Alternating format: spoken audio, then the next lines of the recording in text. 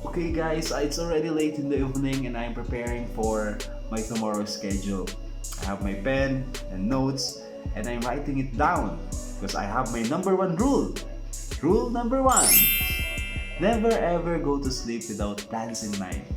So as I wake up in the morning, I have my clear targets, I have my goals, and I know how to make my day right. Aww. See you tomorrow.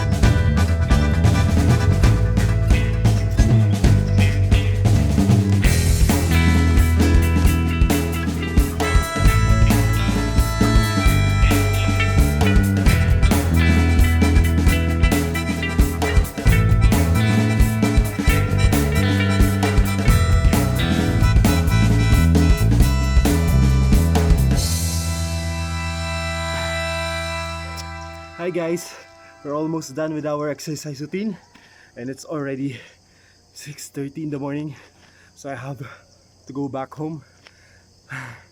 Sige, maglalakad naman ako, magja-jogging at tatakbo ulit pabalik ng bahay. See you later. You are so awesome.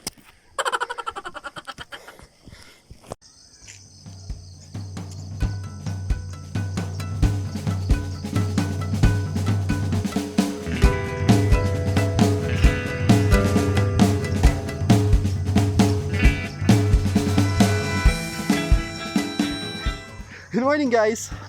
The reason why I was planning my day before I go to sleep for this main thought. Meron kasi tayong 4 state of frequency. Tawag dito, beta state, alpha state, theta state, and delta state. So I have to explain this more clearly. Okay?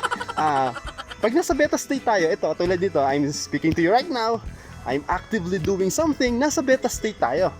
Okay? Pag binaba ko ito mamaya, kasi pag uwi natin sa bahay, I have to take a little rest. So I have to put my state of frequency a little lower. So ibababa natin siya sa alpha. Kung saan mas madali tayo makapag-isip, mas madali tayo makapag-reflect, mas active yung other dimension ng isip natin. Okay? Morning! Okay. Tapos, third thing, meron tayong tinatawag na theta state. Ito yung crucial na part. Kaya sinasabi ko sa inyo, the reason why I'm taking notes before I go to sleep, kasi yung utak natin, bago tayo matulog, yung lower, binababa pa natin sa mas mababa pang state of frequency. Na kung saan ay ito yung napaka-vulnerable na part na maaaring, kaya ito napaka-powerful ng mga advertisements. kapag pumapasok sa isip natin yan, hindi natin alam, hindi natin nare-recognize, nagke-crave tayo. Kasi na-impart na sa ating subconscious to. Eh sabi ko nga sa inyo, if you are not in control of your mind, someone will take charge of it. You are so awesome. Kaya maganda na before you go to sleep, nakapag-take down notes kayo para at least pagkatulog, alam niyo yung gagawin nyo. Ayun yung sinasabi natin. Yung last state ay yung delta state. Yung delta state of frequency, you are completely at rest. At dahil nakakapagpahinga ka, doon nangyayari yung mga miracles. Oh my God!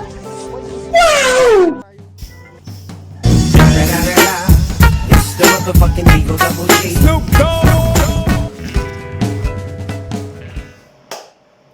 Hi guys! Pag-uwi ko sa bahay, nagpahinga ako, tapos naligo, wash up, then I change my clothes. Then, my schedule for today, I have my online class. I'll be facilitating my students to their concerns and answer their queries.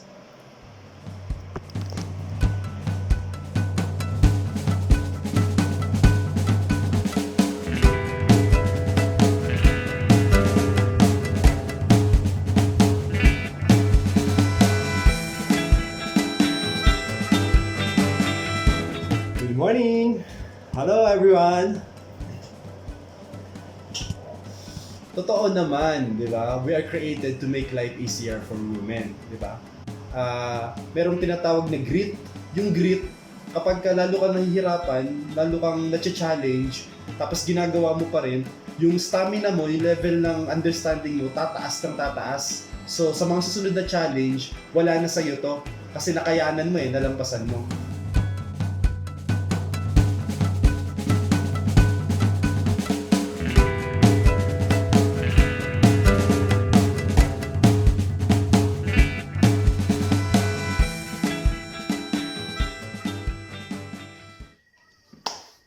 Thank you guys for liking my videos and subscribing in my channel.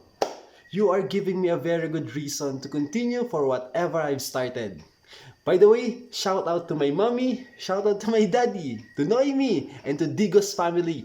I love you so much. You are the reason why I'm doing this video.